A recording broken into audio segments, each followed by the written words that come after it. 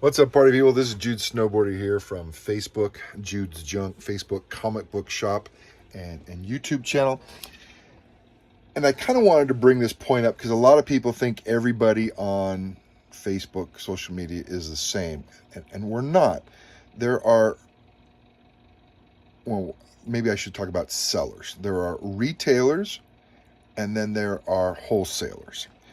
And to kind of clarify, what's the difference between a retailer and a wholesaler? So when some people are going to buy books, they are going to auctions. They are buying large collections. They're getting discounts. They're getting discounts, and it might be that you have to watch the auctions 8 hours a day. I watch 20 auctions daily, maybe a few hours a day. A lot of people don't have that time, but that's how I get books at a discount. Some people go out to garage sales. Some people put ads online and buy collections. Some people buy bulk or watch the auctions a lot. Just like with cars, just like with storage sheds, there's a lot of different ways and a lot of different industries that people go out and buy things discounted and sell them retail. And so when people come and say, hey, will you buy books? I say, sure, but I'm going to pay less than 50% of what I can get for it, just like a regular store would. That's what a wholesaler does. So there's a lot of collectors that don't understand the difference. Hey, this is worth 400. No, it's worth 400 if you do all the work and you're lucky enough to find a buyer that's willing to pay for it. And if you have it priced over fair market value, or if it's cheaper somewhere else, then no one's buying that from you. So it might be 400 if you do all the work, but if I do the work, then it's not worth 400. It's worth less than 50% of fair market value, because then I got to do a lot of work, and I might have to sit on that inventory. And in a down market, dead inventory is dead cash. It's just like throwing away money. It's not an investment for the future, especially if you've looked at the last 4 years. People that invested in 2021, are losing 90% of their investment. So the difference between a wholesaler and retailer in terms of people selling books. Now, what kind of different buyers are there? On these auction sites, which report a lot of really low sales data, a lot of the lowest lows on GPA, Go Collect, and Cover Price, when you see a low data, that is from an obscure auction site, maybe eBay, maybe Heritage, but very often an obscure auction site that has fewer eyes. I was on 3 auctions last night, all ending at the same time. How do you navigate 3 auctions ending at the same time, watching 100 books on all 3 auctions? It's very, very hard. These auction sites don't coordinate. So they have 3 big auctions, and they attract all the big buyers, which could be a collector overseas that wants to pay cash for it. It could be a comic book store, shop, or wholesaler that's, hey, I want to get this at a discount and then sell it. But when you see those reported lows from an auction site, that's where you're getting those at. And retail prices. So when you look at GPA, when you look at Cover Price and Go Collect, there's 2 different sets of numbers that are mixed. There's wholesale prices and resale prices. And then you try to get a fair market value. What's an average? What's a, standard deviation, a statistical mean? What's the average of these sales?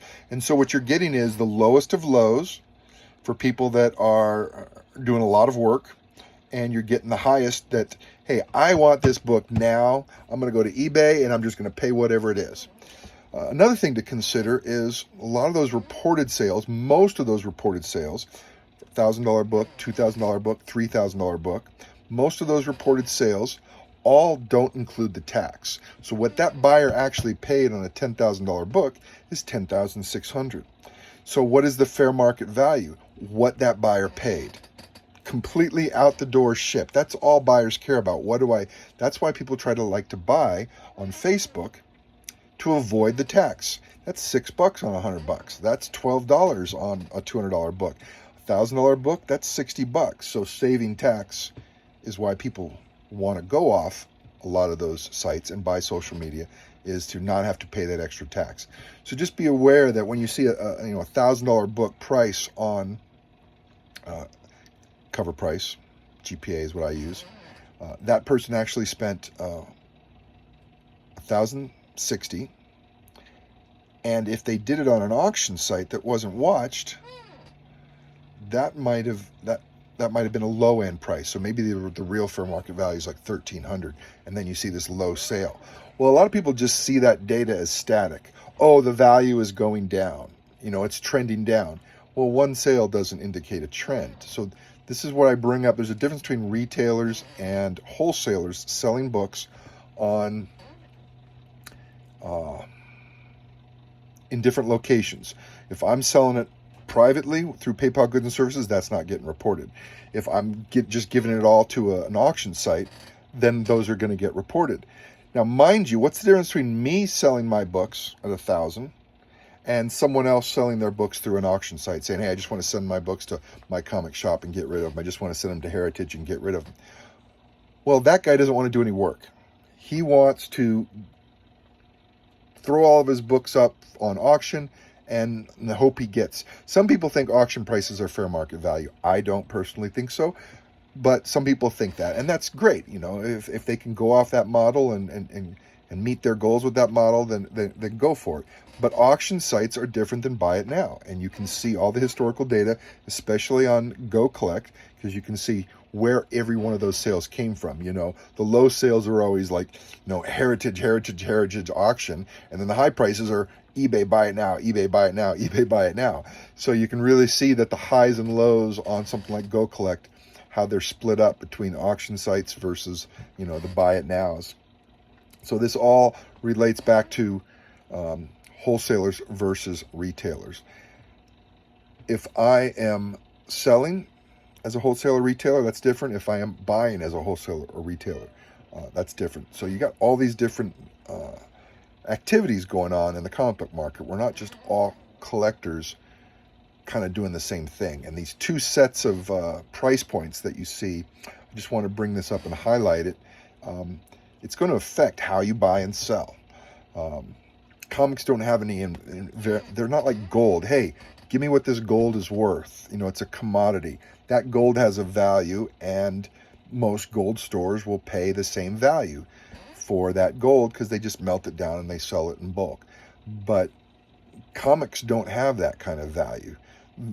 If you want to spend 3-4 days on an auction, 8 hours a day, you might be able to get a deal.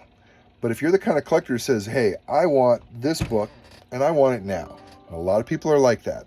They just want to go to a retailer and buy it. They don't want to spend hours on all the different auction sites looking for it. Some people love to hunt. Some people hate to hunt.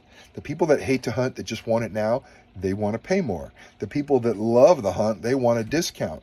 Now, they might want to sell it, or they just might want to have it in their collection as a discount, and that's totally okay. Every type of collector is great. So when people are selling and having different prices, and people complain about their prices, there's different target markets. There is people overseas that not only pay the fee for the book, but then they pay the customs duties, the extra shipping, the extra insurance, and so they're paying a lot more. And there's a lot of people overseas that, hey, I just want this book. I want this book. I'm not going to go out and search for it. I don't know where to find it. I don't want to spend hours. I'm a busy professional. I have a job. I have a wife. I have 3 kids. I want this book, and I want it now because I want it now. And that's a certain target market that people can go after. Other people that are selling on auctions, that's not their target market. Who's buying on auctions? Comic book shops, maybe. Wholesalers are buying there. Maybe some collectors. Maybe there's collectors that have more free time and they love hanging out on auction sites. Maybe it's overseas people. It might be a broker working for a big collector I'm a broker. I'll go on these auction sites for people and try to find them books. So anyways, hopefully that's just some insight on the difference between wholesalers and retailers and how it affects the markets, how it affects the reported prices, what your target market might be, why you might see 2 different prices for sale on eBay and or on Facebook. Anyways, guys, happy hunting. Merry Christmas. Take care.